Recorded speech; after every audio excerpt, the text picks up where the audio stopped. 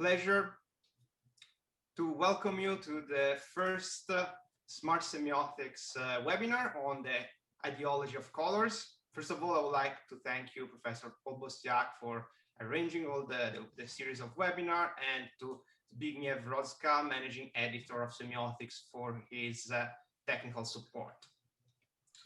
I introduce you Professor Gregory Paschalidis from the Aristotle University of Thessaloniki in Greece, who will do the main speech of today. So, Professor Paschalidis, I'll leave the floor to you. Thank you.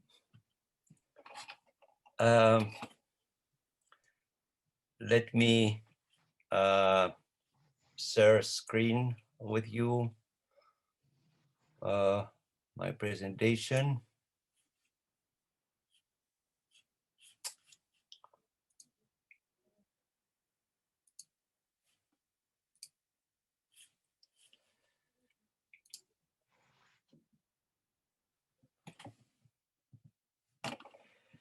Welcome everybody, and thank you very much for deciding to spend your Sunday evening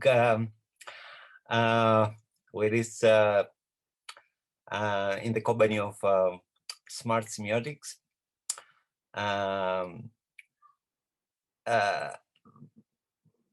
The idea is that semiotics makes us smarter. Okay, that's the connotation. Now it's the topic I'm going to present to you regards the way colors are used by political parties to help them map themselves on the ideological landscape.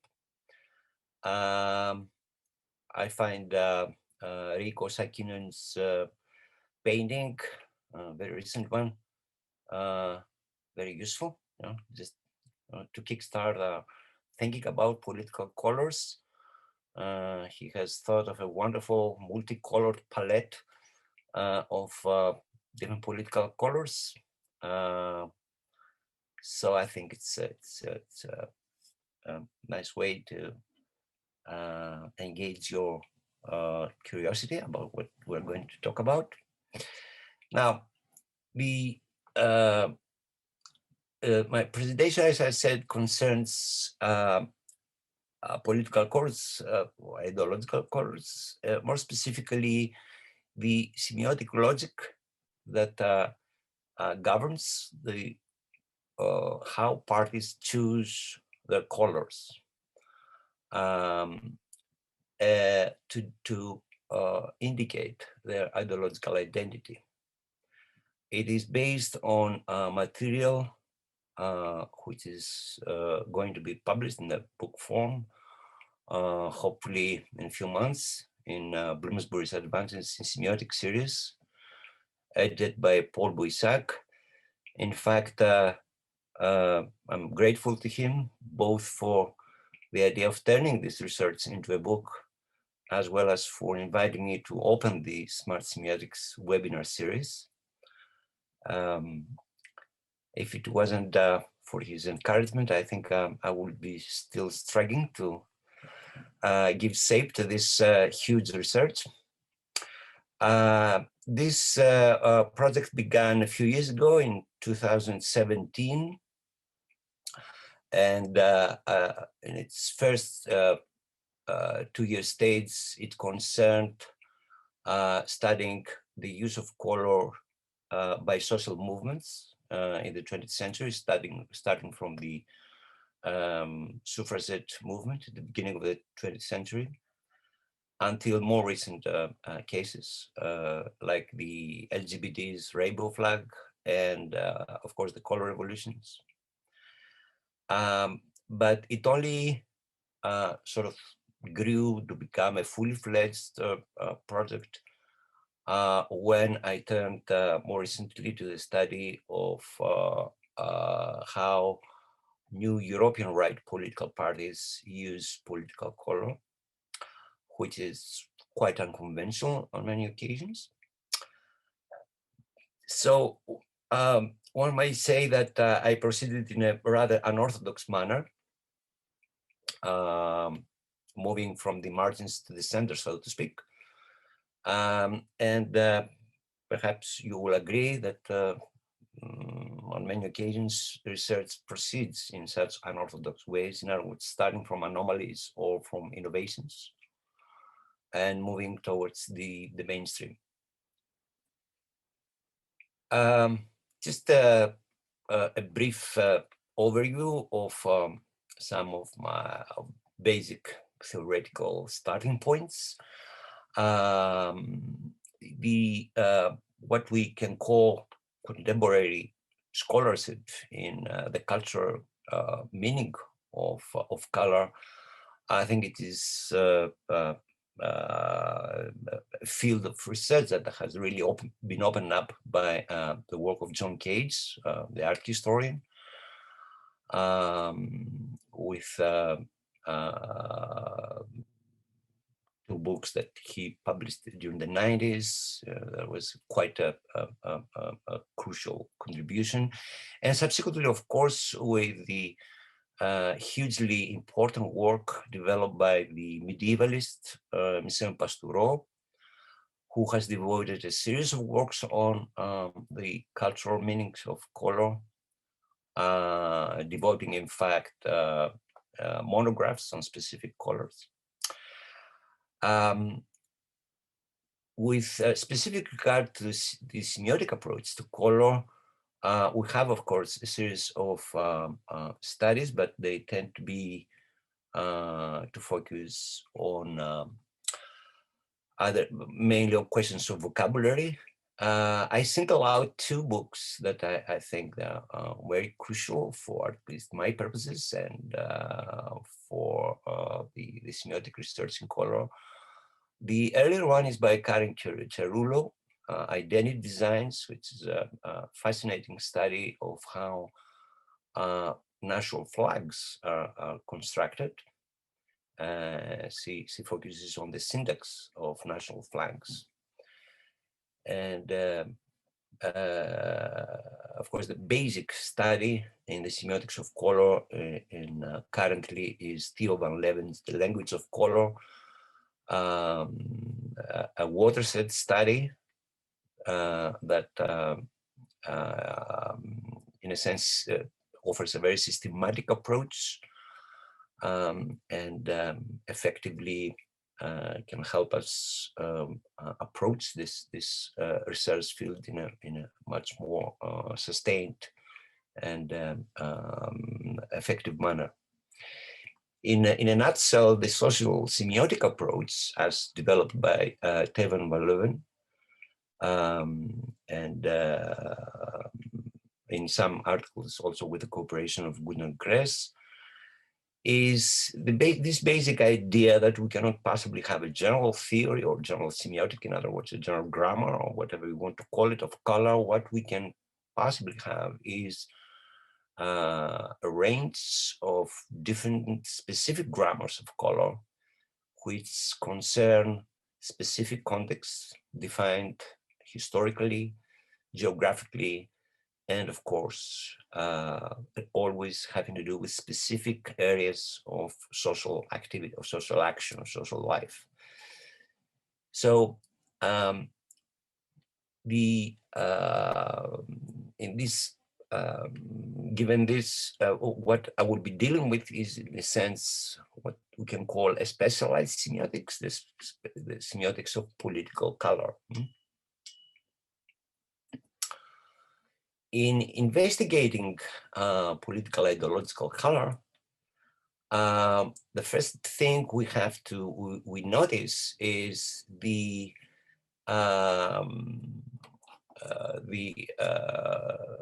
attitude of political scientists who traditionally have denigrated color in politics to the level of spectacle or some surface unimportant phenomenon. It is one of my basic premises, however, that political parties' color choices are not gratuitous. They're not simply a matter of creative arbitrariness. or as we can judge from many different websites, a question of pop psychotechnics, nor simply dictated by the need to differentiate themselves from political competitors. Their colors operate as what we can call visual ideographs. I sort of adapt here McGee's concept of the ideograph in the context of visual semiotics. And these visual ideographs condense particular ideological orientations. So the aim of this research project, as it was shaped in the past few years, is to investigate the logic of ideological color coding as a certain signification process, as a rule-bound practice rather than an arbitrary, gratuitous practice of deploying the semiotic mode of color to represent ideological orientation. So to settle our scores with the political scientists, I don't see ideological color as a senseless spectacle of color pyrotechnics. The use of color in political life is something for me which is quite revealing of the kind of order, but also the intricacies of the ideological field in particular societies and in particular historical moments. My focus is on a specific area, on a specific geographic area, and as I'm going to also to argue on a specific political area, the Europe. So I will be referring again and again to the European ideological color code. And let me start with a simple statistical fact. According to this wonderful database, partyfacts.org, according to a more recent count, we had well over 4,000 parties across the world. And most of them, almost half of them, are found in this small subcontinent of Asia that we usually call Europe. And of course, the question is, if we have something around 1,800 political parties in Europe, how is it that we have so very few colors used in political life? This is a gross lack of symmetry. It's a very small proportion to the number of colors, and that's, I think, it's perhaps the first big question that we have to answer. With regards to the geographical focus, I'll simply have a very kind of example. The top two images are from election campaigns in different European countries, in Romania on your left, in Italy on your right. And on the bottom line, posters and signs from electoral campaigns in two other continents. The one on the left, as I'm sure you have recognized, the States, and in the right side from a recent electoral campaign in Nigeria. Now, with the top two ones, I think that those of you who live in Europe or have a good experience of European politics can quite easily orientate themselves without even reading the slogans or the names. They can sort of map out instinctively, which means based on convention, the ideological orientations of the parties involved. But I'm sure they will be lost with the bottom two examples, in the sense that in the United States example, as we, of course, are all very well aware of, blue and red signify opposite ideological orientations than it does in Europe. And of course, we are, for those of us who have no experience from Nigerian politics, we are totally lost what all these colors really signify in terms of ideological orientation. So the geographical focus is a basic starting point, but it's not simply geography that is important here. Being in the same geographical unity, geographic area, but the important thing is being part of a certain geopolitical entity. In other words, a unity which is mainly forged and sustained on political proximity of political systems. So to clarify the methodological aspect of this research, the space frame is Europe. The time frame is quite huge, quite extensive. It's more or less mid or late 18th century when we have the first few examples of the use of ideological color to our days, early 21st century. But although the focus is, I'm afraid, totally Eurocentric for reasons of course, uh, uh, um, for reasons of research. Um, uh, Again and again, I had to go beyond Europe to other continents, to other political regions in the world, in order to allow myself comparison, and of course to verify the extent to which the European ideological color code has influenced, and to what extent other continents. In the research, I had to deal with three major challenges. The first one was the quite painstaking task of collecting the data. There's a huge number of political parties, as I just said, and party groups, association, coalitions of all kinds. And this number continually increases as we go along. Most difficult it was to track party color changes, but also party changes on names, changes of ideological direction in some cases.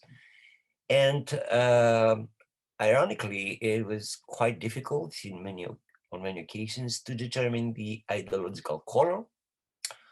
So what is the color of a certain political party? Where should we look for it? Quite obviously, we should take into account its flag, its logo, different badges used, websites, posters, party rally and congresses. Now, why do we need all these, however? I mean, shouldn't be one be enough? I'm afraid that one is not enough. Not only there is a need to verify, but there is also certain crucial incongruities, asymmetries. The most important of hits is the difference, the incongruity rather, that we often found between the logos and, for example, the flags, or the colors that are actually worn by the party followers, the party supporters, worn in different ways, as badges, as face paint sometimes, or in any other kind of items, cockades, party cockades, and so forth. Logos are complex artifacts, and they are designed by, as a rule, by specialists, by designers, and they follow quite a different logic with regards to color. They tend to be more multicolored, of course. They combine colors, so they have to follow or respect certain rules with regards to the use of combining different colors. So it is a color which is the colors of logos is a different matter of study altogether, in my mind.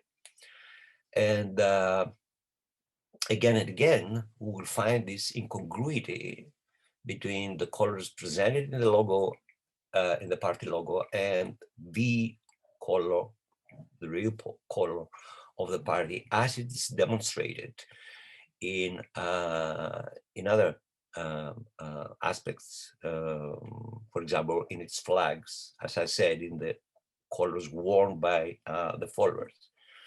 Here I have a couple of examples. I chose the same party simply for the sake of simplicity. On the top line, we have the Italian party, initially called Lega Nord, led by Bossi, when it was a regional party, a party that represented that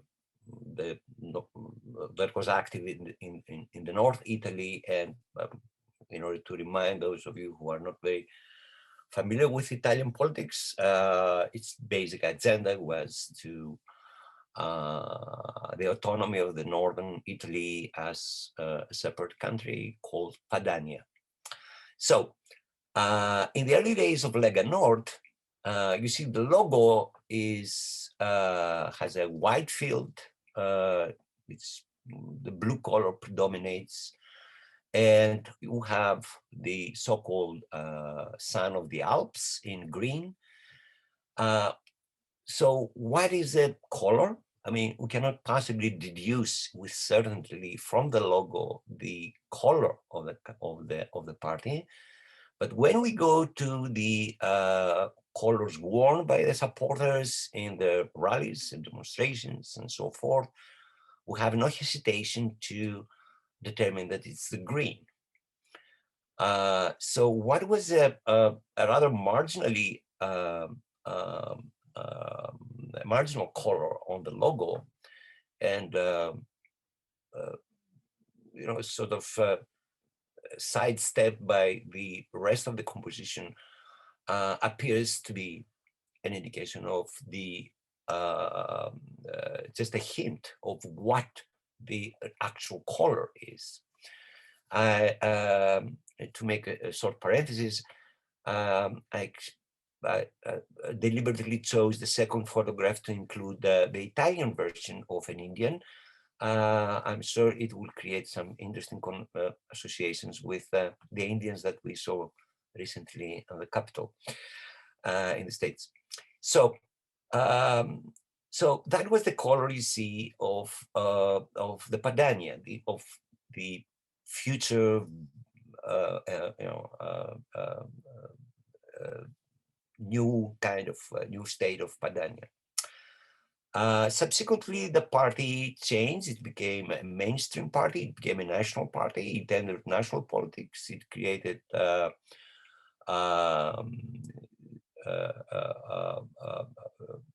kind of a new image as a national party, with Salvini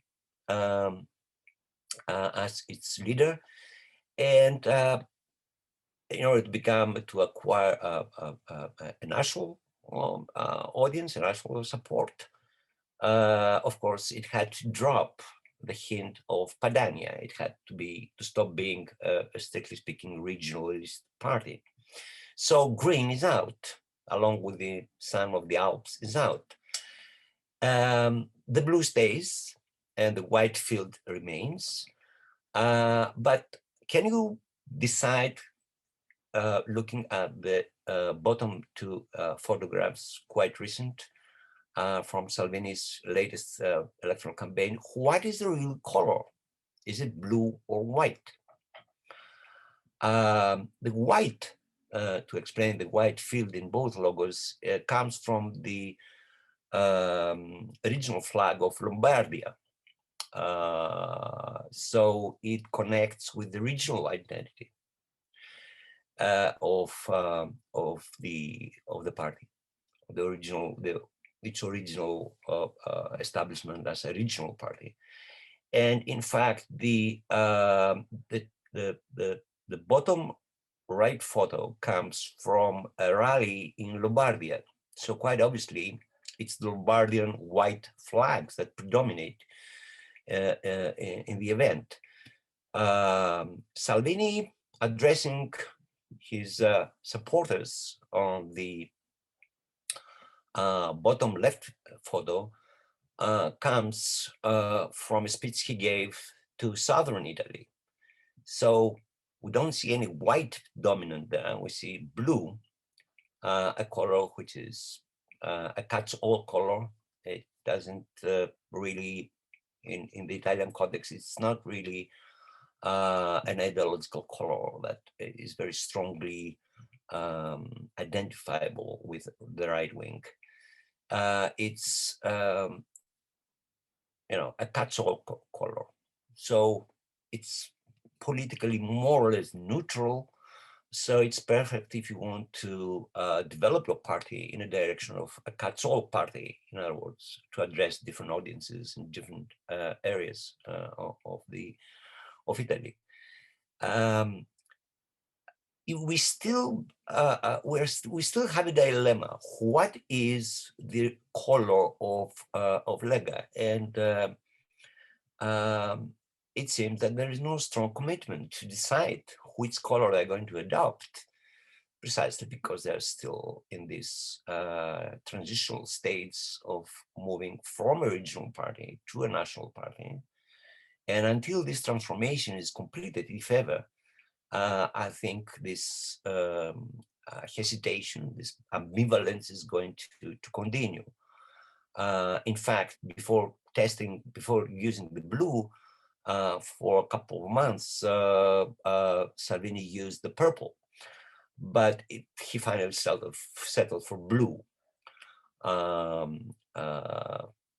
Perhaps because at that time, purple started to become popular with left parties as well. But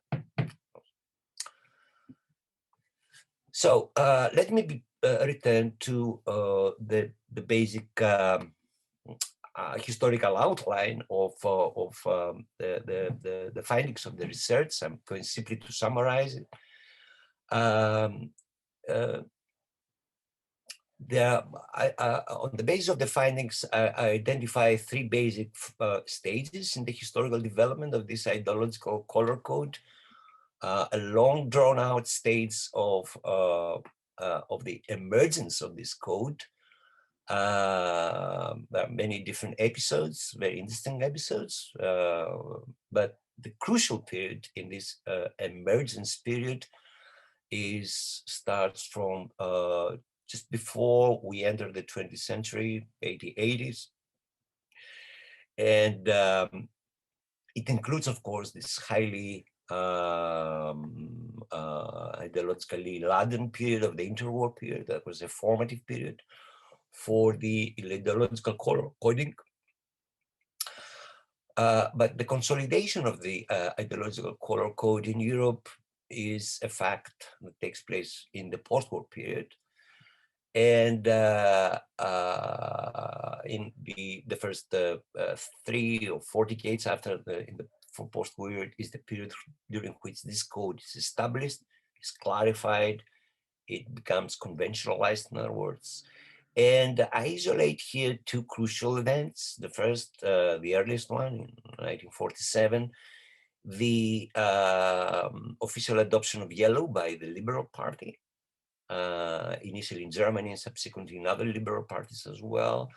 Why I consider this important? Because till then, it seems that the liberals they were wavering. They had started back in the 19th century using the red. Subsequently, they were sort of playing around with different colors, but in the end, they decided on yellow, and that was a critical moment for the establishment of the code, because it sort of created what was missing, the idea, as we're going to see in a few minutes, of the center.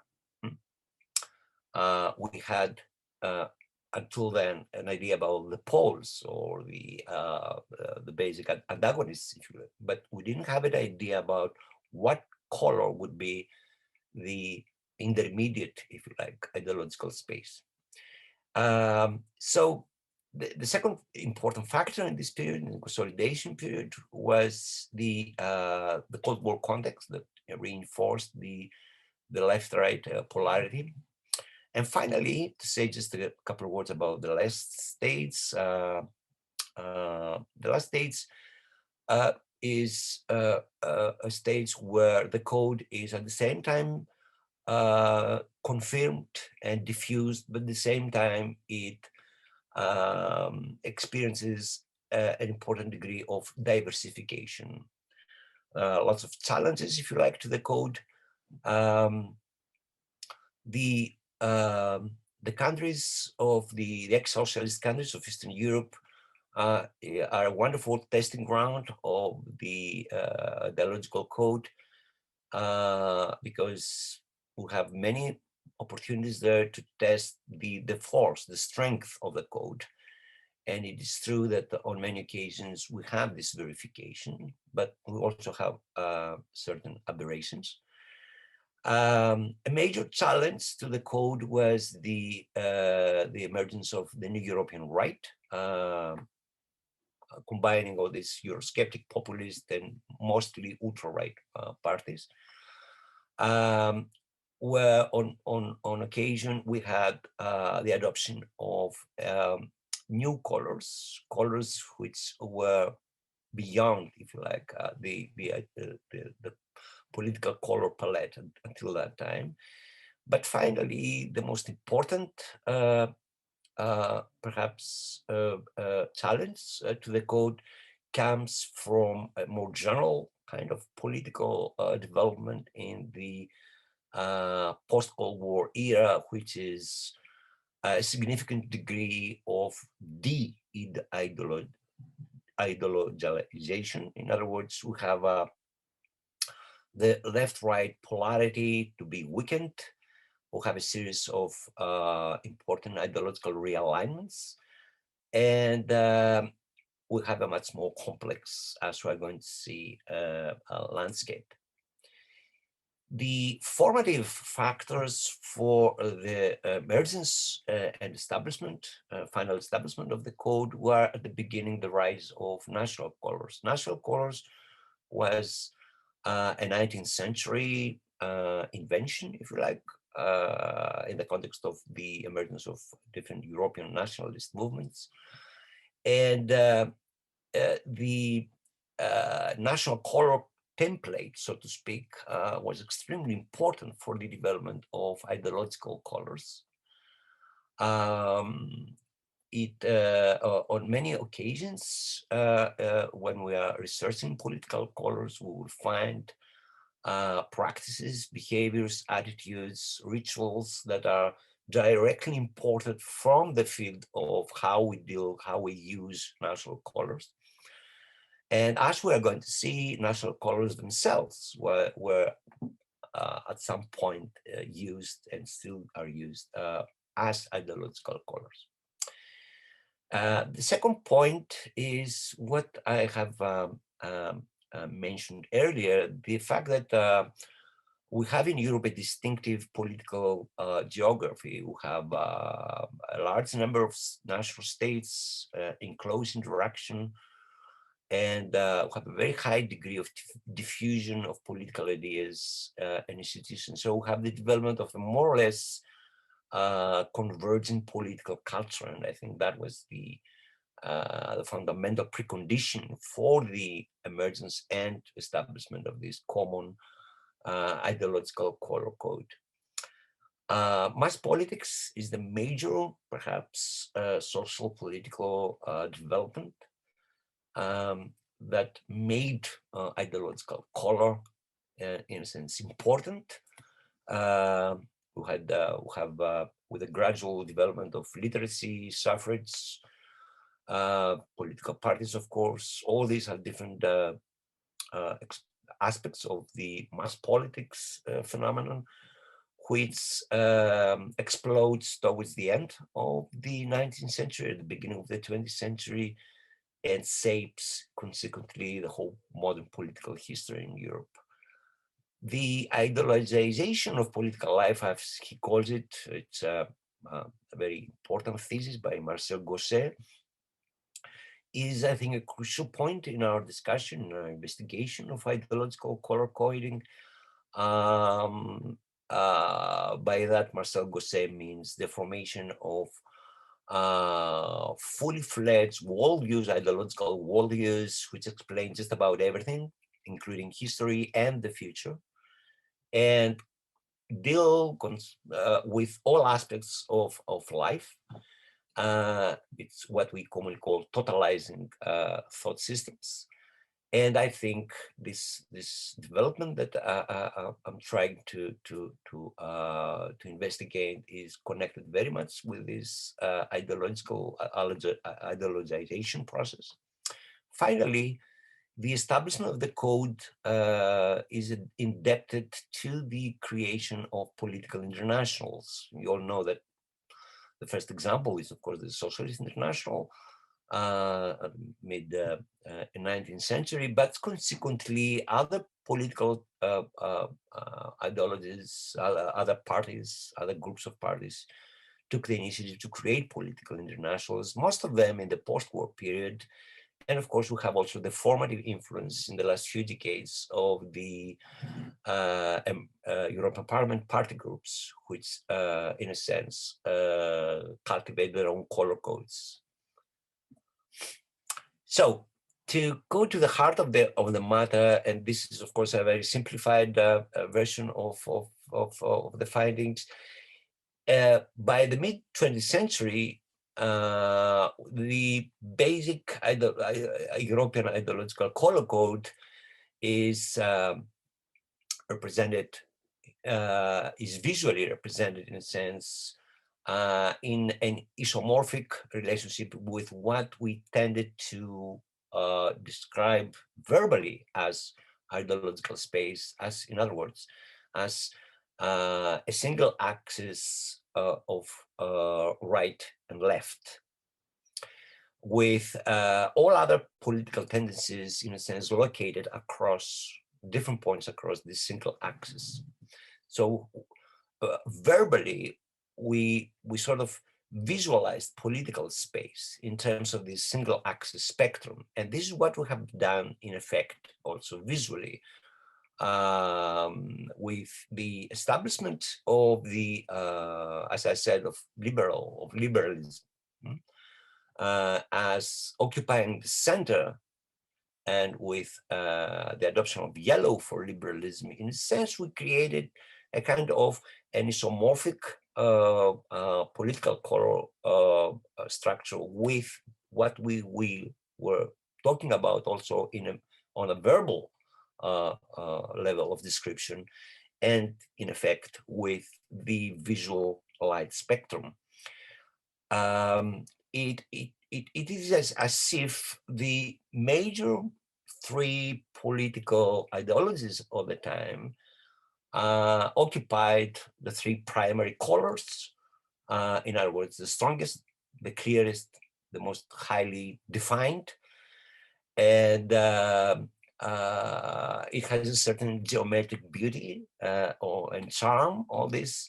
But of course, it wasn't simply a question of geometry. It was, to a large extent, a matter of history. Following up this sort of historical outline, when we come to the late 20th century with the additions and transformations that intervened, next to the three primary colors that we mentioned, we have a couple of additions. Orange becomes a crucial part of the ideological color code, and it tends to concentrate social democratic parties as the center left. Liberalism is moved more to the center right. And of course, we have the mainstreaming of green as the color of the newly found ideology of environmentalism. We have problems, of course, here. The problems are that perhaps the major problem with the green is that for a long time, at least for the first 20 or 25 years after the appearance of green parties in Europe, or didn't have a definite ideological agenda. It was mostly a single issue party. So it tended to be perceived and used green, and it still is, in fact, not simply to identify specific ideological positioning, but also to signify an ideological component of many other parties, starting from the uh, political space of anarchism and running through all the different parties, whether left, center, or right, to fascist. We have also green fascist parties. So we will find green color to play a rather ambivalent role on many occasions. But the most important thing about the late this development is that the ideological field, and environmentalism is the green color is just an indication that the ideological space becomes much more complex. And it is no accident at the same time we sort of go away from single axis political spectrums, in other words, left right kind of um, polarities, and we adopt mostly biaxial and sometimes even 3D ideological spectra to represent visually ideological space, because it's not, it doesn't have the simplicity, if you like, that it had during the Cold War years. So in this particular stage, we have all kinds of complexities, irregularities, and anomalies, but at the same time, innovations. To summarize, I used the, a typology, if you like, of ideological color, depending on the degree of conventionalization. So the most conventionalized are the overdetermined ones, which are the 5 colors on the top. The semi-determined are those who have a significant degree of conventionalization, but not a totally um, uh, high degree. There's a quite a significant margin of error, if you like, in recognizing the ideological orientation of specific party when it uses orange, for example. Orange, whether red orange or yellow orange, tends to be a rather ambiguous color, although it has become historically linked to social democracy, to this political space that runs between center right to center left. More recently, it was adopted by the pirate parties, but it also was adopted by protest movements, by populist parties, even by far right parties. So although it's very much in fashion orange, it is also in, it has a significant degree of unpredictability, of low degree of definition, of political definition, if you like. And finally, we have a group of underdetermined colors with a very low degree of conventionalizations. They're either very new ideological colors, or they are not yet even, we even have a difficulty in recognizing what is exactly is their, what exact ideological position they represent, like purple, for example, which tends to be adopted by so many different political parties, or the recently used turquoise color. We have a whole range of complications and exceptions in all this, which I don't have the time to go into details. I'll simply go through them. Coalitions and catch-all parties represent a significant degree of complexity. We have a range of different color strategies adopted here. In coalitions, we usually have the strategy of color tokenism. In other words, we use colors from the different parties making up the coalition, but at the same time, it's quite often that one particular color is the dominant one, usually the color of the dominant party in the coalition. On the other hand, um, we have the very distinct strategy of the rainbow parties. In other words, parties that adopt the rainbow color scheme in order to represent this um, open, if you like, coalition of many different political tendencies and so forth. So a very significant part of the research concerns this rainbow scheme.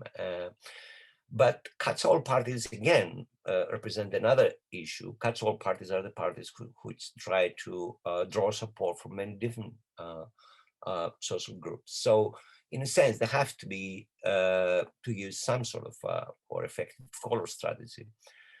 The use of natural colors. Natural colors are extremely widely used as ideological colors. We even have cases of countries like Soviet Union using a political ideological color for national color. But the main phenomenon is, of course, the main problem here is that there is, for many people, a fundamental conflict between using national colors as ideological colors.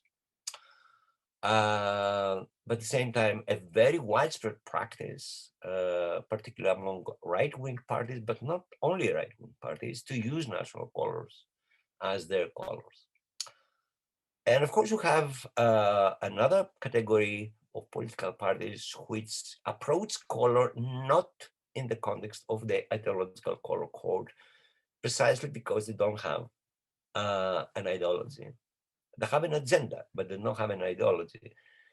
In this category, we have religious parties, which they are quite a relic in the European political landscape.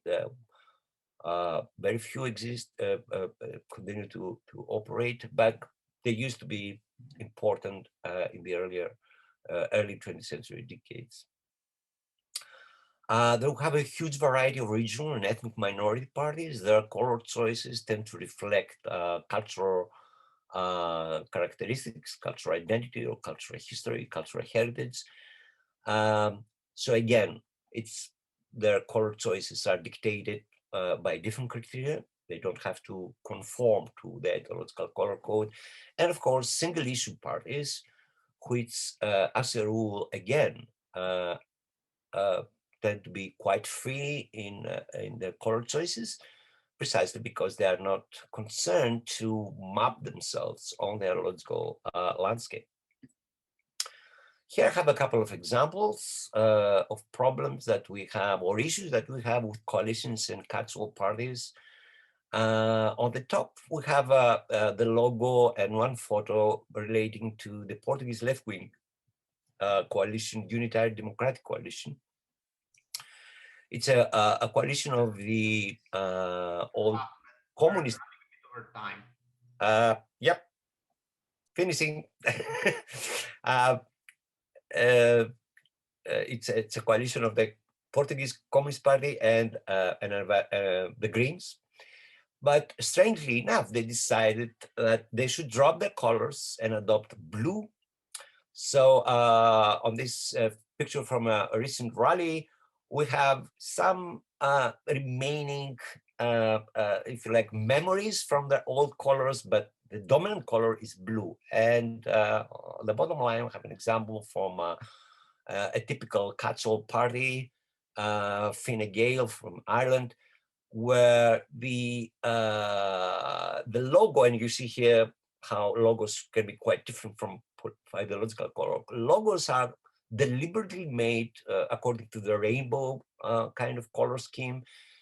This is a very usual practice for catch-all parties. And you can see that also on the political meeting. We have all kinds of different color. But of course, we can verify that in practice, in other words, in the conferences, in the official party occasions, the color is blue on the website as well.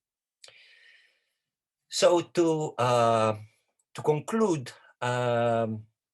ideological color is crucial. It's a crucial resource for political communicative action. It has many different aspects in this role. The ideographic function is the one that I talked about mostly. but it is very much supported by the mythomotor function, in other words, the ability of political color, of ideological color, to tell a story. To tell a story about origins, to tell a story about heroic origins of events which were crucial for the history of the party or the ideology. And not many colors, not many ideological colors can have this mythomotor function. Only a few, and this, it's no accident, continue to be very much powerful in our political landscapes and continue to be adopted by the parties interested to identify with these heroic narratives. Boundary making is the function that that immediately comes into my mind, to how to differentiate ourselves from particularly neighboring parties. But the function that we will find more and more in our hardened political landscape of transformation, of new parties emerging and all parties declining, is political space making. In other words, create new political constituencies. And most of the social movements colors, as well as the colors by new parties, aim precisely to create new political spaces. So this is a particular function that I examine separately. And of course, starting from Durkheim and his discussion about national colors, the basic facts about political color, ideological color, is integrative to foster in-group identity and affective function to rally together and mobilize people. So I conclude by just some tentative points that the adherence to the ideological color code is highest among pillar parties and lowest among fringe parties. In other words, the more mainstream a party is, the more likely to keep to the code. In the last few decades, we have seen many parties changing their logos again and again and again. They seem to be much more anxious about the party logos rather than the party colors. And of course, party logos give them much more freedom to handle the color. And in that sense, and remember what I said earlier, they find it much more easy using their logo rather than the ideological color to open up new political spaces. On account of these incongruities, we had again and again public debates about certain parties' real ideological color. I mean, what is the real color? What are they hiding behind the colors they adopt in their logos, for example? Last but not least, researching ideological color has its, in a sense, its ethnographic and its biographical aspects. And by that, I mean, it is a very sensitive register color in order to draw out the ideological biography of the party, but at the same time, an equally sensitive register of a country's political ideological system. The color palette that we encounter in different countries, in different political systems, is, I think, a very clear, very vivid way to comprehend the field of the actual ideological forces that structure this field.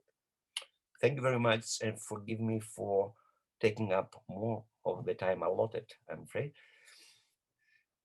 Thank you very much, Professor Paschalidis. And so I will quickly introduce our next two speakers. So first will be Chris Arning from London, and semiotician and creative strategist. So without further ado, I will leave the floor to Chris.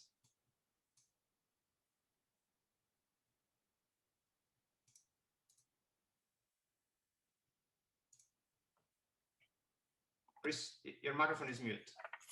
Okay. Thank you, Gabriele. Hopefully I can be heard now. Yes, Firstly, Gregory, Professor Paschalidis, thanks very much for that interesting, thought-provoking and erudite presentation. It was very stimulating, and it made me think of a number of research interests of mine. I work primarily as a brand strategist using semiotics to analyze categories, brand categories within consumer culture. The first thing I will say is that certainly your findings around the main pillar parties using these codes more consistently are certainly endorsed by the UK, whereas you might know that the Conservative Party, the centre right party uses blue, and the Labour Party uses red, and the Liberal Democrats in between use yellow, and indeed the UKIP, now the Brexit Party, no longer needed because we have left the European Union, uses purple. So absolutely, certainly accords with my experience. Although there's something very interesting about the mitigation strategies. Both the Conservative Party in ditching the freedom torch and moving towards an oak tree, and the Labour Party previous to that ditching the red flag associated with communism and moving to a red rose, both appropriating symbols of British identity in a way that helped claim the middle ground and softened their polarized ideological opinion. So it might be worth thinking about the multimodal combination of color and symbolism within the logo, and how logos can be used as mitigation strategies. I've got a couple of questions, but I just wanted to say I have been researching color for a while in the consumer culture world, and obviously color is used in many different ways tactically within branding. It's used as a varianting strategy to indicate flavor and function and sensorial benefit. It's used for identitarian factors, for example, pink to indicate sort of gender relations and affiliation and liberalism. And that also, I know you alluding to that in the rainbow flag. But most importantly, for what I would want to segue into your discussion, is that as an oppositional strategy, I noticed you said earlier on that it's not arbitrary, but you also say it's not just about differentiation.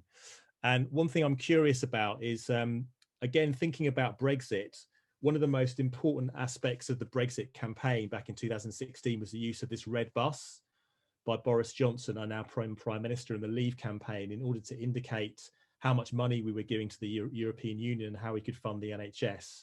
And the colour of red was not coincidental. It's the colour of the empire, and it's the oppositional colour to the European Union of blue. So the interesting paradox of a campaign mainly backed by UKIP and Conservatives that use blue and purple in terms of their ideology on an agenda-based issue of reversing the colour in order to oppose the EU. And I would suggest that oppositional strategies are incredibly important in political colour use.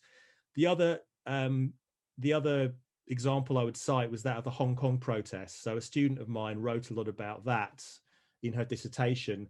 What you find there is the use of yellow appropriating, I believe, a kind of ancient imperial color of the sort of the Forbidden City and the Middle Kingdom pre-communism in order to oppose the red of the Communist Party, but then pivoting to and then the blue being appropriated by the opposition to the opposition, supporting the police, appropriating police colors.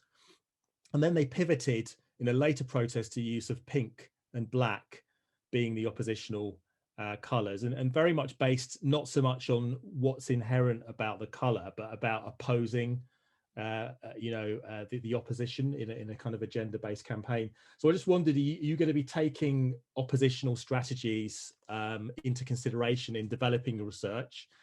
And the final thing I had to say was about context. Obviously, Charles Peirce described color as a qualisign. So it's a sign that is very difficult to understand its meaning. It's sort of latent, and it's a semiotic resource until it's brought into a particular context. Are you bringing that into your research, given that orange in the Ukraine, in India, and in Northern Ireland have incredibly different connotations? So my two main questions are context and oppositional strategy. But thanks very much for your presentation. Thank you, Chris. Thank you very much, Chris.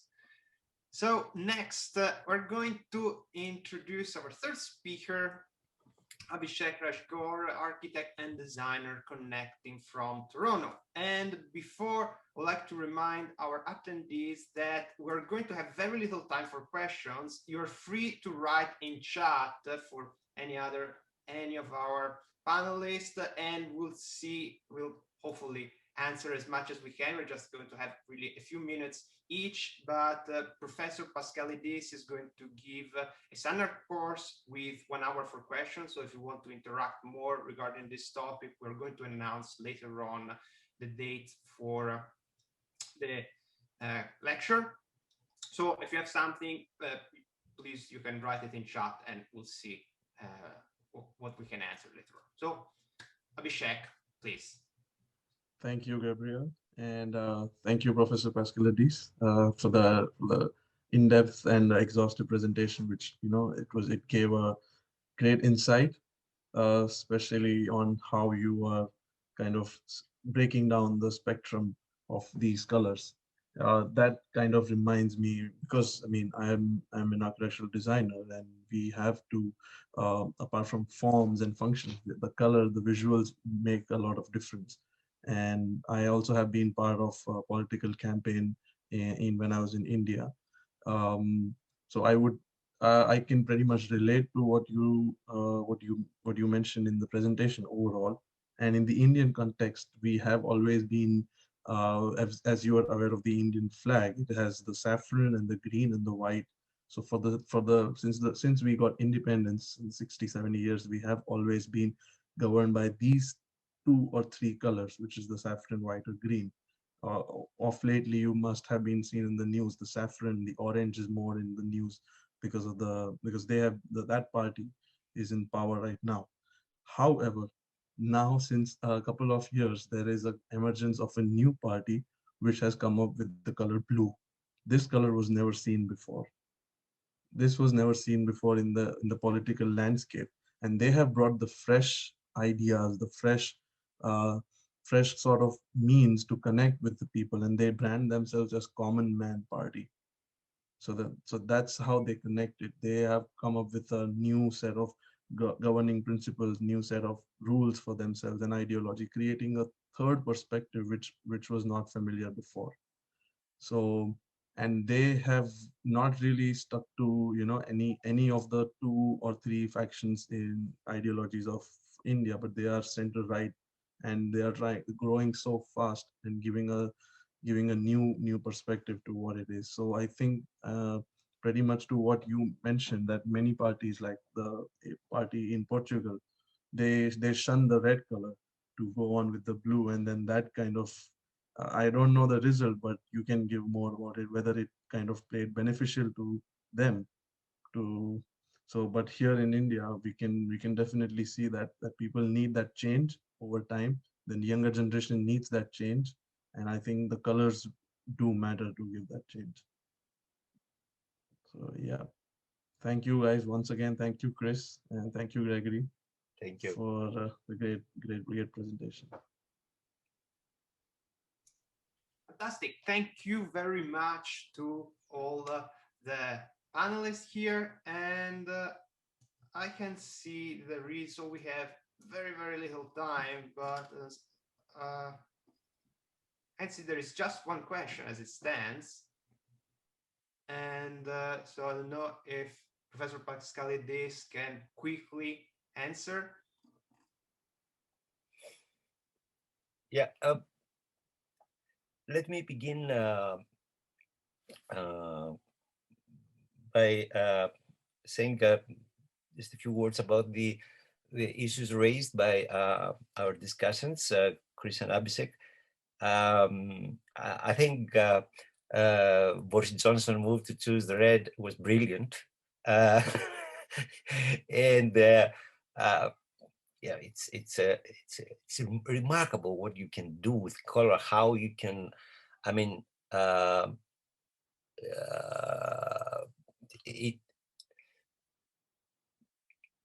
although in the field of politics, red was historically, conventionally connected with the left.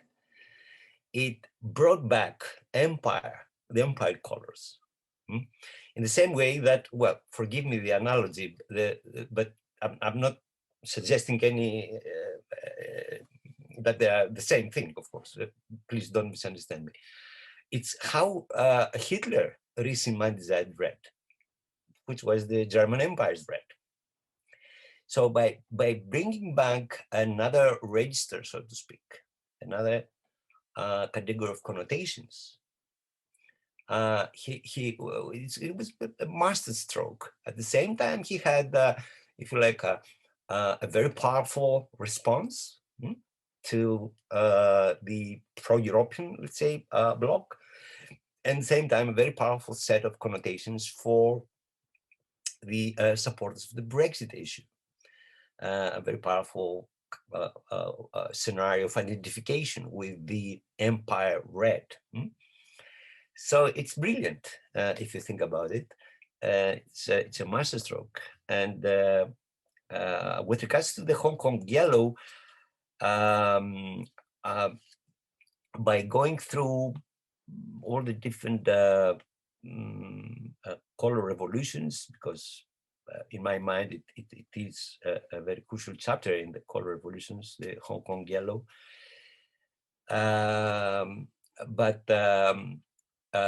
It's that we always have to look for what you have indicated, Chris, the context. How a color can be powerful and meaningful in a certain community, in a certain constituency. And I think the best way to realize this is how the same color, yellow, was used, or rather, what it meant in the France case with the Zilaison. We have yellow, but is it the same?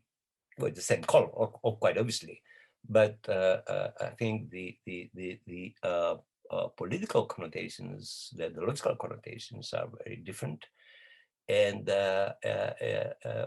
it leads us to what I think also Abhishek very wonderfully, very eloquently reminded us is how unique, how peculiar in the eyes of outsiders is the ideological color system in India. So we have to be context sensitive. We have to be ethnographers in a sense, because that's where the root of all this topic is. Sebastian, thank you for your question. Well, let me begin with the second part. The fractions and the party fractions and the party breakaways, in other words, parties that break away from existing parties and what kind of color they choose is a fascinating subject. I have isolated certain strategies, but what happens every day is the best guide to understand. But mainly they go for some shade or tint of the color of the, let's say, the main party, the mother party, whatever. And whether they will go for a shade or for a tint, it also has its own meaning.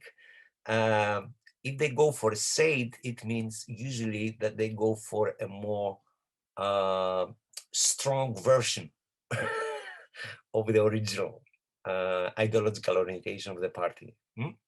So, for example, if it is a left party, they will go for the dark red.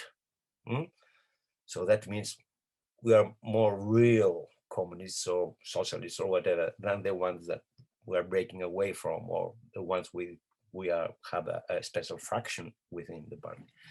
If we go for a lighter shade, a lighter tint, we as a rule will have a more let's say reformist or a more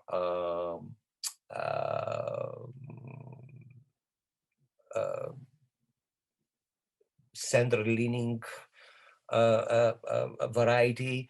So even the shades and the tints have their own crucial connotations. And of course, the best example I can remember to mention is the color green as it is used by the green parties, the environmental parties, and the dark olive green that we find in fascist parties. So a different shade is a crucial difference, even in the same chromatic category.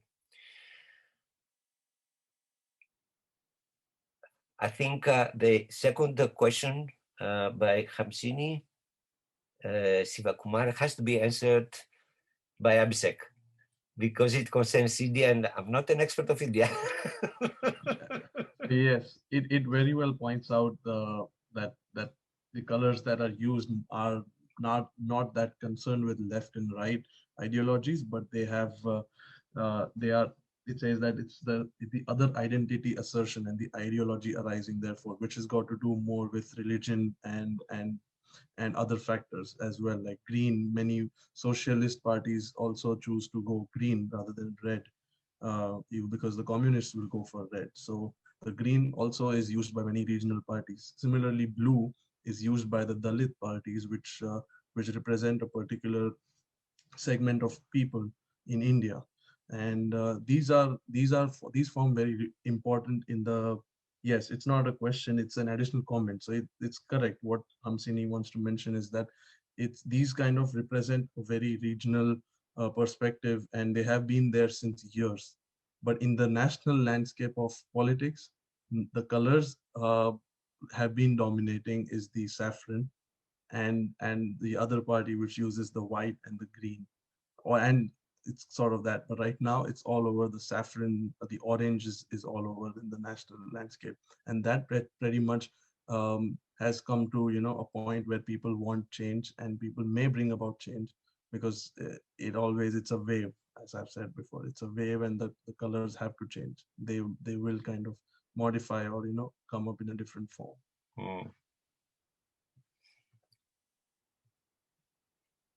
Yes, thank you, Abhishek. Thank you, Professor Paschalidis. So I see there are no more questions, so I'm glad we had time to answer. So I would like to thank again all our panelists and our attendees as well for participating. And I would like to conclude by reminding everyone that Professor Paschalidis will run another lecture with more time for question and interactions from the audience this summer, when we will start an e-learning institute from Smart Semiotics, and the dates will be announced later on. And that next week we are going to have the second webinar of the series with Sebastian Moreno talking about the semiotics of populism. So thank you everybody again, and have a nice rest of the weekend. Thank you all. Thank you everyone. Thanks, Bye-bye. everyone. Well done. Thanks. Bye. Ciao.